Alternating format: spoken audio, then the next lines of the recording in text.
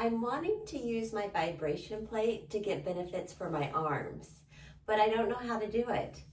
My name is Katie. I'm an occupational therapist, a lymphedema specialist, lipedema specialist, in oncology and post-cosmetic specialist. And this video, I'm going to review some different options for you to get the benefits of the vibration plate on your arms. Vibration plates are one of my patients' favorite tools to use at home, and honestly, I love it too. I love the way it makes me feel, and it helps move that lymphatic system through the body. It also can help soften your tissue. So today we're going to go through a few ways to get the benefits on your arms. And there's different ways we can go about doing this, and you just get to pick what works and feels best for you. And you can obviously always switch it up depending on how you feel that day. So a few things first. A vibration plate can be used at home. It can help move the lymphatic system through our body.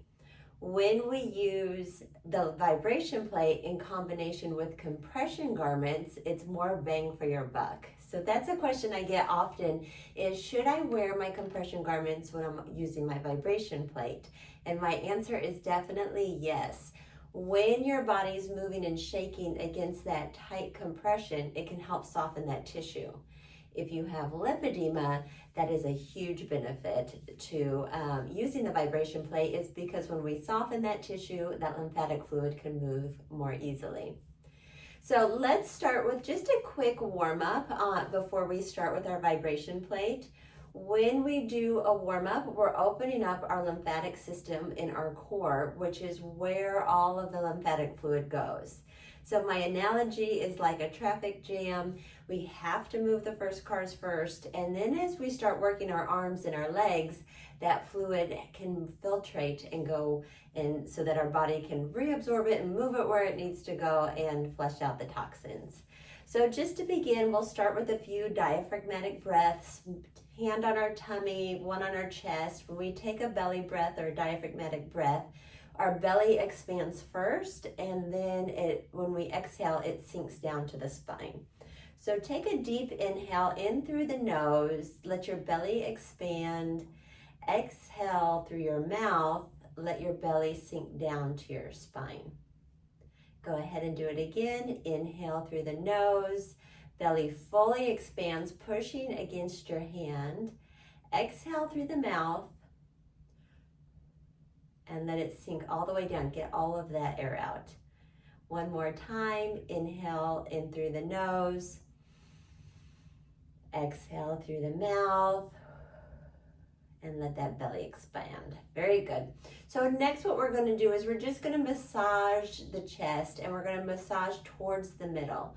I tend to cross my hands or my arms, and I move and just massage that chest to the middle, to the sternum or breastbone, and that will start clearing the lymphatic fluid.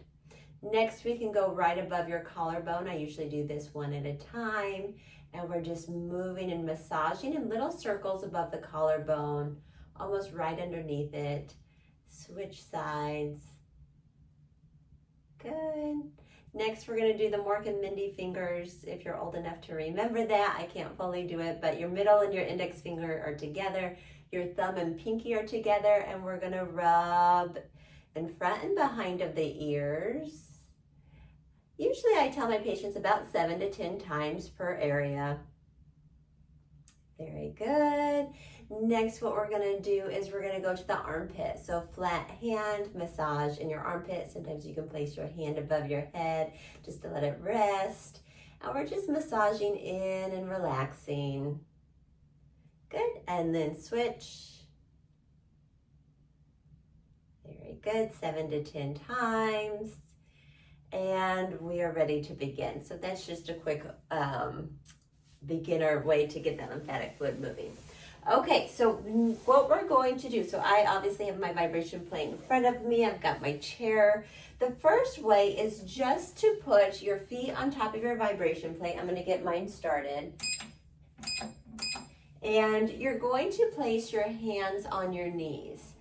And so as you do that, you're going to, and you can see my arms start to vibrate or shake, And just by putting it here, we can start to get that fluid moving. This is a great way to do it during a meeting, if you work from home, watching TV. It's a very basic kind of first step on getting your arms involved with your vibration plate. A lot of times, and I have mine on the lowest speed just because I'm demonstrating this, but you could definitely turn it up to get some more vibration going through your arms, and that can be helpful. But that's it, and just sit, and you can sit back in your chair if that feels good.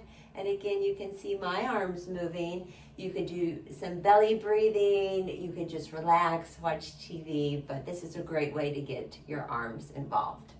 Okay, next way to do it, again from a seated position, is just to kind of open your legs, kind of straddle your chair, if you will, and lean forward with your hands on the vibration plate.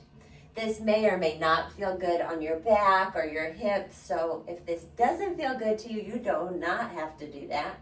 But just kind of leaning forward, and now you can see I'm still on level or speed 1, and now I'm getting some more movement. Also more movement in my core, which is nice. That is what I call the mothership of the lymphatic system. But just getting some movement through here, we're getting that lymphatic fluid shaking and moving where it needs to go. Very good. Okay, so next I'm going to teach you another 2 ways. This way we're going to move the chair, and I'm going to grab this pillow. And so now we're down on the floor. I like a pillow because I don't like the vibration plate just on my arms. That doesn't feel good to me. But you could just lean forward and let your arms shake. So that is even more movement throughout my arms. Again, I'm not changing the speed. You could also do a little bit of exercise with this. You could do, for yoga world, just kind of a child's pose, kind of widen your knees, send your hips back.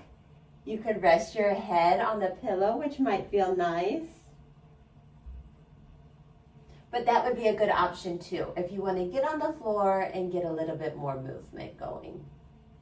Very good. Okay, so I'm going to move my pillow. The next way we're going to do this is I'm going to put my hands on the vibration plate, and now I'm in all fours. So all fours meaning I'm on my knees, my hands are on the vibration plate, and as you can hear my voice change, this is definitely the most advanced or aggressive way to get your arms involved. And you fully get your arms and your torso and core into this. So everything's shaking, everything's moving. Now here are a few exercises we can do in this position. So we can move into cat-cow. So again, a yoga pose where our hips go up, our head goes up. And then we can exhale, tuck your hips down and tuck your chin down. You'll separate your shoulder blades when you're in this position. But inhale, move up, your gaze goes up, your hips goes up.